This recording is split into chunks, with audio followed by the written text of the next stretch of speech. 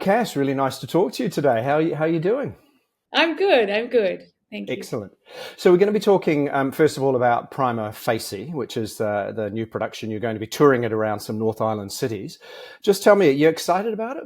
So excited. Yeah, it's been on my heart for a couple of years now, this show. After touring the show for the past 2 years, actually, Hannah, I swore I wouldn't do another one person show. Yeah, yeah. And then I saw this at National Theatre Live when they put it on at the Rialto. And yeah, it was bigger than me. I came home and applied for the rights, and it's been a journey ever since. But yeah, I'm very excited. I saw it last year with a Kushlatare Coupe Yeah, in it, and boy, it's a big role. it's a big role. Yeah, I saw her version as well. She did a great job, and yeah, I actually flew to New York last year and saw it there as well. Particularly, that was right when Jodie won the Tony Award for it, but um, particularly just to be in the room, really, to feel the energy of the audience and to feel the responsibility of what brought us. And being a one woman show, the entire thing rests on your shoulders. But I remember talking to a couple of actors about one person shows, and in some ways, it's not that it's easier, but it's you can just solely concentrate on what you have to deliver. There's no waiting for someone else to give their line. It's a very different experience, isn't it? Yeah, it is. And like I said, the show I did last year really felt like a warm up for this one. And it really gave me the experience of holding a one person show. Jennifer Woodleland directed that one, and she was just her obviously all her direction and all her skill set into the craft of a one person show was just so valuable because you do have all those questions of um, a big thing she always used to say to me was, you're holding the audience's energy in your hand, and you're kind of like this manipulator of energy, and if it drops, it's on you, and being able to pick that up and hold it throughout the whole 90 minutes is the craft of a one person show, and And keeping yourself engaged as well to keep the audience engaged. So. it's also really quite a primal way of storytelling, isn't it? Because it harks back to probably the very earliest days of theatre, where one person narrated a story and took on all these characters. And I guess we're used to it if we read a book, or when we were kids, our parents read us a story, and they play all the different characters. So it's actually very intimate, even though you've got an audience of people. It's almost like a one-on-one Oh, with it each really individual person.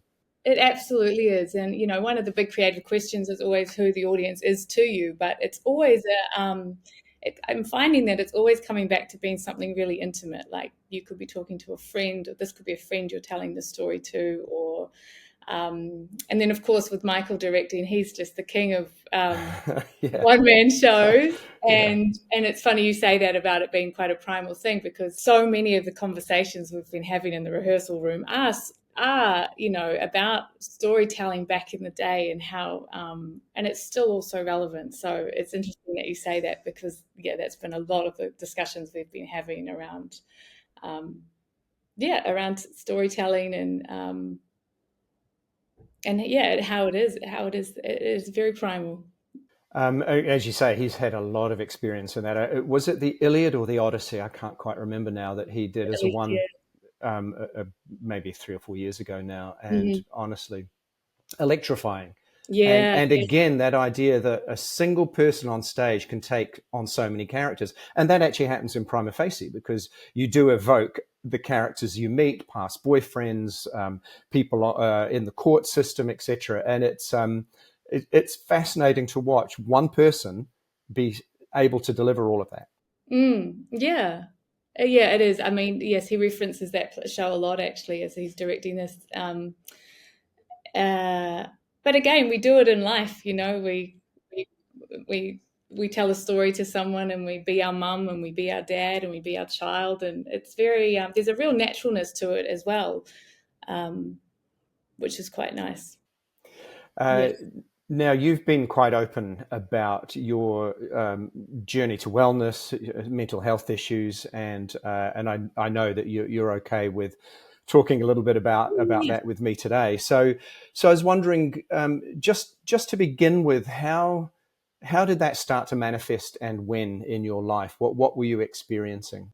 Um, I think as a late teenager, early 20s, I just felt really very lost. And then, depression, but but in and it's been an interesting journey being an actor, because you realize the story behind um, the story behind emotions, but also the story behind things. So depression has a real root of hopelessness in it, and so I think now looking back, I think um, I just felt quite hopeless, um, and and also with a lot of guilt and shame. I grew up in a lovely family, and so there's a lot of shame around sort of feeling that way when you don't have any reason to be. Um, but then it's so layered. Like, I realized how much my physical wellness helped. Taking care of that helped depression, helped anxiety, and I mean it's an ongoing thing. We live in a very uncertain world, and so we're battling anxiety on a day to day basis.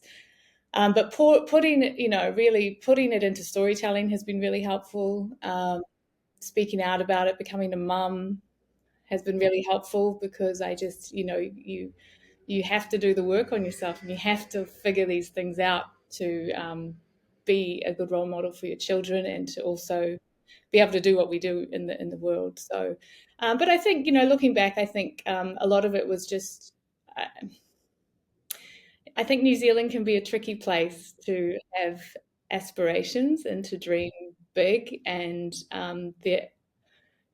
I have felt like there hasn't been a lot of support. So even with this journey, this is completely um, backed by me financially in every way. I've been really blessed with the support, obviously, of Michael and Jennifer coming on board. Um, but it feels like you're just constantly having to create your own work and do your own thing, and that's tough, when you're carrying all that on your shoulders, just to be able to do something that you've trained at and that you want to do. And sounds very cliche, but I think, and we've heard it over and over again, but I think tall poppy syndrome in New Zealand is it's really rampant, and it takes a lot of mental work constantly to keep rising above that, and to keep going, okay, well, I'll just keep doing my thing anyway. When that's just it feels like there's a real underbelly of that. Yeah, Um, I think in our culture there's a sense of an underlying sense of one has to be humble and mm, not crow about what you're doing. And yet, mm. ironically, New Zealanders do that all the time. They just don't acknowledge they do it. So if other people witness it, they seem to get a bit grumpy about it, Yeah, which is really odd. yeah, Yeah. it's a really strange it's a strange environment. So when I look back at the times that I've struggled, I think, with my mental health, I think that has played a big role. And just not having the immediate environment of you can do it, you can positivity, and just and support. And I think one of the things is Kiwis have this idea that we're stoic and that we solve problems without complaining, even though we all complain.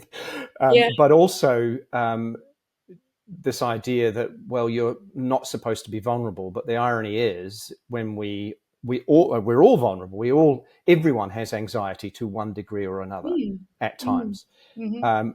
But did you feel when you express it, particularly to yourself, but then to others, it's actually really empowering? It's not as scary acknowledging it as you imagine it would before you do that. Yeah, interesting question, because I think sometimes there's, in just following up what you're saying, this stoicism of, sometimes I feel like, yes, it's vulnerable to share it, but at the same time there's a sense of, I've also got to I can share it, but I've also got to be able to tell the person I'm okay. You know what I'm trying to say? Like we go, okay, I feel vulnerable, and I'll tell this person that I'm struggling. But then there's also the sense that I've also got to but I'll be okay. It's a Yeah. tricky one because we want to be able to share, and we want to, but um, to have those people around that can really hold space, be in your vulnerability. And that's why I think art is so wonderful, because it is an outlet to really let that stuff um, be channeled through you into something of value creating. Um, but and I've definitely found that by pouring that sort of vulnerability into a story and giving it an outlet, because I do find that um, particularly in New Zealand, we can share, if we've got the courage to share we're struggling, or we've got the courage to share it, that's great. But at the same time, there's this people pleaser that goes, but I'll be all right. I'm okay. And like you're saying, sort of, Mm. Sorry, and you don't want to feel a burden, or you want to take responsibility for how that other person is going to react to what you've just said to them. yeah, And I exactly. wonder if it's because we're never taught how to handle those situations. It's the same. I often notice if sometimes with Kiwis, if you compliment somebody, they go really embarrassed and try and almost deflate the compliment. Mm-hmm. Oh, it's nothing really, or I didn't. They'll We're deflate shocking. it. We're Mm. shocking at it. Yeah. Yeah, it's quite Um, strange, isn't it? It is, it is. But I know with my own daughter, I'm just, I think breaking down that stigma of expressing yourself, and it's a tricky thing, because you also need to be able to go, don't wallow in it, because that doesn't Absolutely. help you Yeah. either. But as a mother, I've found that line hard of wanting to allow her to express herself and share her vulnerability, and we definitely hold space for that, whilst also being like, okay, come on, there's steps we can take through this that'll actually help you as well. So it's a balance, because we don't want to fall into victimhood, and we don't want to, and start letting that become our narrative. But yeah, holding space for emotions, and allowing them to pass, I think, is a big one, because they come up in us, and like you say, they come up in everybody. But if we can hold space and let them move through us, um, They're transient. they Often they're they transient. move on. Yeah, Mm. yeah. Yeah. I just thought it was curious, given what I've read you've talked about anxiety and other things, and you've chosen a career that puts you right in the, in the eye of the public. It's an interesting choice, but I guess that might be, as you say, art might be therapy as well. Yeah, to a point, and I'm conscious. I'm getting more and more conscious of not using it for that so much. But I think what it is, it's just staring that fear face, like, right in the face. But Um, also the characters and the stories that you're involved in, because you're an actor taking on these characters and these stories, then it can give you a different perspective on issues that you might have dealt with yourself or that other people have. So in a way, it must be quite an interesting thing to play a character, but you're also observing that character as you're creating it and the issues they're facing. oh, it's so empathically driven, you know. And probably one of the biggest things I could say about Prima Facie is that how mission led it feels. Like, I've said it from the start. It feels like, you see, it was done here last year. It's been done. Um, and I didn't want to do another one person show, but it just feels so much bigger than me in terms, and that's really a grounding force to face the anxiety of it with, but also just to tell the story. It just feels like it's bigger than me, in the sense that I'm telling one in three women's stories. And it's an incredible story, and it's full of pathos, heartache, comedy, social commentary. So it's an incredible role and an incredible production. I've got one last question for you. So I know that the part of your wellness journey is to be looking at healthy eating and exercise, but I've been asking a lot of people recently, do you have a comfort food, a favorite go-to comfort food? And if so, what is it, and is it healthy? That's the... No. I'm a real, chips and dip girl. Yeah. That's a Oh, very like Kiwi. potato chips, a crunchy Yeah, potato like, chips rather than French yeah, fries. Yep. specifically kettle, Oh, yeah. barbecue chips. But yeah, and look, it's learning to be kind to yourself as well around that, and just getting back on the, not letting that guilt or shame creep in, and just kind of going, well, like, yeah, I had that. Now I'm going to, next meal will be better, but not sort of Yeah. obsessing over it, because that's not healthy either. But I think, yeah, in terms of wellness, what I've realized is obviously just how good food and nourishment makes me mentally feel better, Yeah. and then of course, taking on something like this, your health is a priority as well, because Absolutely. you've really got to nourish it for that. But one thing I've learned through doing these shows as well is just the importance of regulating your nervous system. I'm learning a lot about that, which has been huge, because sometimes you just feel like a fried nerve ending. So yeah, looking after my nervous system health, hormonal health, like there's so many aspects to it. But and it's a journey, as we go through life and different stages of life. And but no, comfort food, chips. That's Chips, fantastic. yeah, yeah. Hey, lovely to talk to you, and You all the too. best for the season. Thank you so Cass, much. lovely to talk. Yeah, lovely to meet you.